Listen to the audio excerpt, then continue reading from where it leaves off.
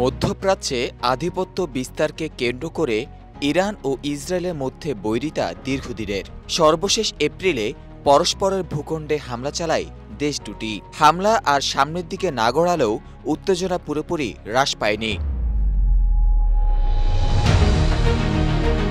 ইরানের প্রেসিডেন্টের হেলিকপ্টার দুর্ঘটনা পড়ার পর যুক্তরাষ্ট্রের কয়েকজন সিনেটর ও রাজনীতিবিদ কথা বলেছেন।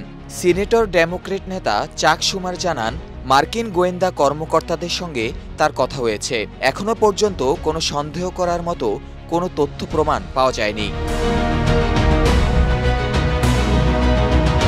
এক সংবাদ সম্মেলনে তিনি বলেন, ইরানের উত্তর পশ্চিমাঞ্চলের যে স্থানে কপ্টারটি বিধ্বস্ত হয়েছে সেখানকার আবহাওয়া অত্যন্ত কুয়াশাচ্ছন্ন ও খারাপ ছিল, তাই এটিকে একটি দুর্ঘটনা বলেই মনে হচ্ছে। তবে বিষয়টি নিয়ে এখনও তদন্ত চলছে।